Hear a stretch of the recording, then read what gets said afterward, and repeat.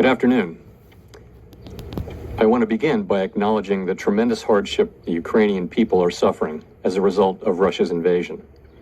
The human toll is tragic. The financial and economic implications for the global economy and the U.S. economy are highly uncertain. At the Federal Reserve, we are strongly committed to achieving the monetary policy goals that Congress has given us: maximum employment and price stability. Today, in support of these goals, the FOMC raised its policy interest rate by 1/4 percentage point. The economy is very strong, and against the backdrop of an extremely tight labor market and high inflation, the committee anticipates that ongoing increases in the target range for the federal funds rate will be appropriate. In addition, we expect to begin reducing the size of our balance sheet at a coming meeting. Economic activity expanded at a robust 5.5% pace last year, reflecting progress on vaccinations and the reopening of the economy, fiscal and monetary policy support, and the healthy financial positions of households and businesses.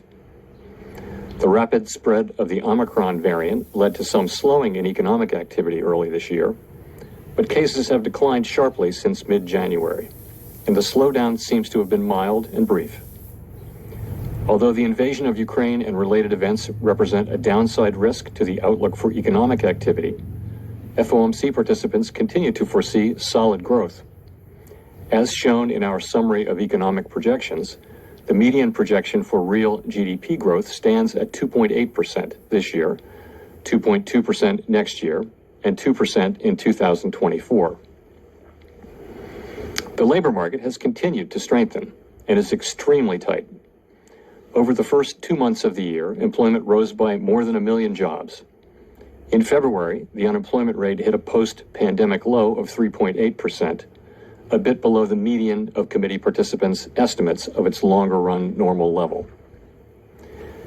The improvements in labor market conditions have been widespread, including for workers at the lower end of the wage distribution, as well as for African Americans and Hispanics. Labor demand is very strong, and while labor force participation has increased somewhat, labor supply remains subdued. As a result, employers are having difficulties filling job openings, and wages are rising at their fastest pace in many years. FOMC participants expect the labor market to remain strong, with the median projection for the unemployment rate declining to 3.5% by the end of this year and remaining near that level thereafter. Inflation remains well above our longer-run goal of 2%. Aggregate demand is strong, and bottlenecks and supply constraints are limiting how quickly production can respond. These supply disruptions have been larger and longer lasting than anticipated, exacerbated by waves of the virus here and abroad, and price pressures have spread to a broader range of goods and services. Additionally, higher energy prices are driving up overall inflation. The surge in prices of crude oil and other commodities that resulted from Russia's invasion of Ukraine will put additional upward pressure on near-term inflation. No, Uncle Jerome. We're not going to let him get away with that. Only 1.8% of the U.S.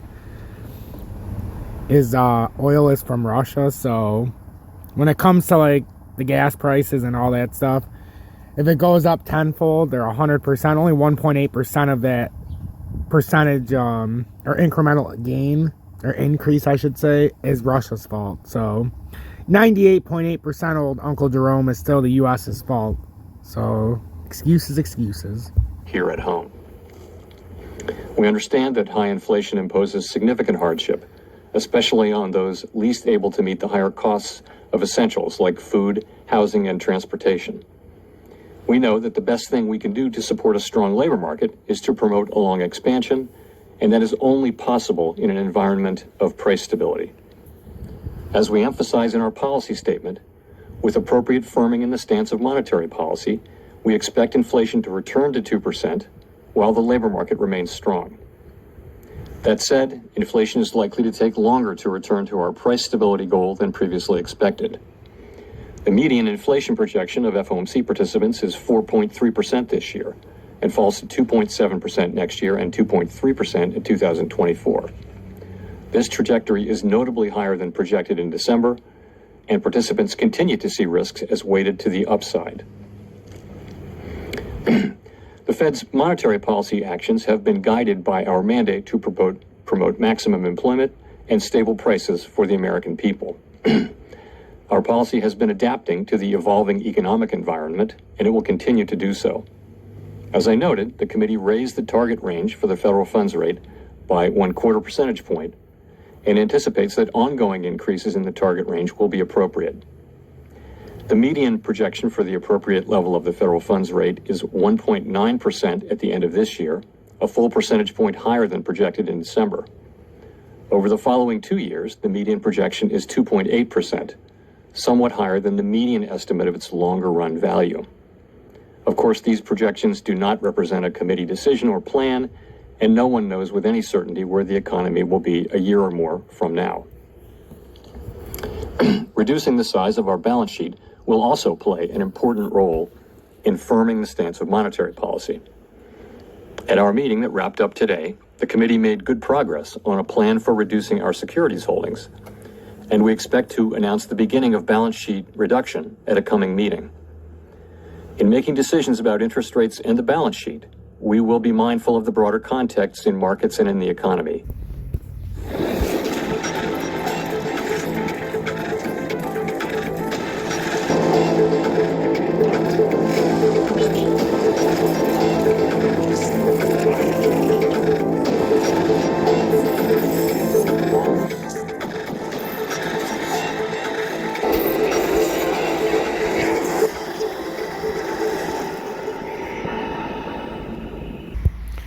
Good mid-afternoon, 3:06 p.m. Eastern Standard Time on the East Coast in the United States of America. I'm XRP Future Millionaire, and I reside in the great state of Michigan. And consider you guys lucky, blessed, and all of whatever you can think of good fortune that I recorded this video, because I'm about to take my son for a walk. And I'm going to put him in a big stroller, and I'm going to take him for a walk. You know, he's got his stitches, but it's like 50 degrees here, or 48 degrees, nice and sunny. And I'm going to load him up. We're going to go for a walk. But I found this, I needed to share this. That's the first 5 minutes of Jerome Powell before he took questions from the media. That was his press conference. You heard him announce the 25 basis point rate hike. They ended up saying they want to go up to 1.9% in rate hikes by the end of the year. They were only projecting 0.9%. So that's a full 1 point higher. So that's a little more hawkish. But only having a 0.25% rate hike, I think a 25 basis point rate hike isn't enough. I think the markets are already, putting this, they've already factored this in. And he said 7 rate hikes total, because there's going to be a total of 7 when you add it up, minimum.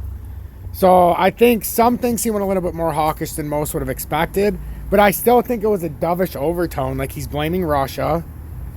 And a lot of people don't understand, but when it comes to our gas, okay, well, in the state of Michigan, gas, the average price for unleaded regular now is $4.35. It was just $2.80, a couple months ago. So he blames Russia. Well, the hardcore truth, guys and gals, in the United States of America, only 1.8% of our gas comes from Russia, oil. So 1.8% of that price increase was Russia's fault. So from $2.80, right, to $4.35 on average today. So if it was just because of Russia, we'd be dealing with what? $2.88 a gallon instead of $2.80. Like, come on now. So because of our federal government, we get the rest of the tax. And because of the state of Michigan has its own gas tax of 25 cents and all this other nonsense. So what we're seeing now is when it's a 25 basis point rate hike, I personally believed if it was only 25 basis points that it was going to be one of those sell the rumor, buy the news.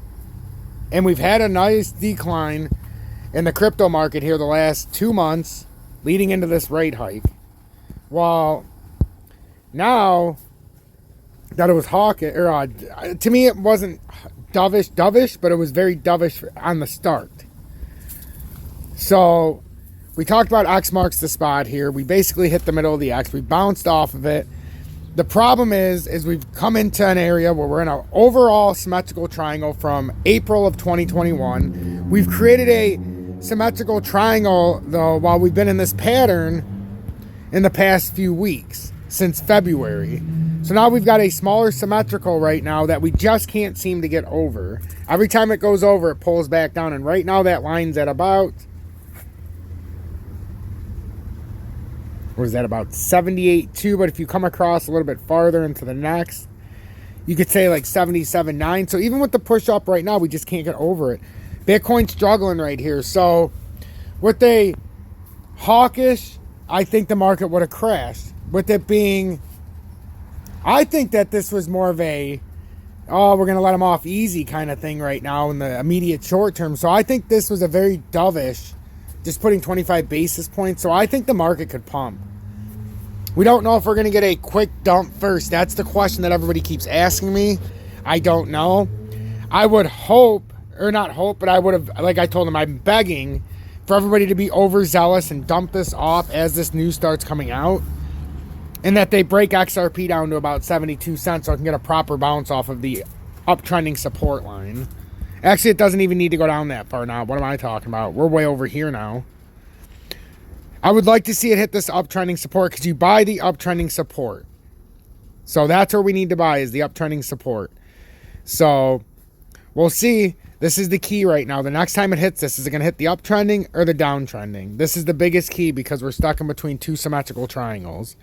If the larger symmetrical plays out, it'll rise above this. If the smaller symmetrical pulls it down temporarily to hit a, to finish this out before it pushes up, that's my drawing that I put out with the symmetrical going to the end, and that's how we get the 72 cents. It just all depends on what ends up playing out here. XRP Future Millionaire, make sure to hit that like button.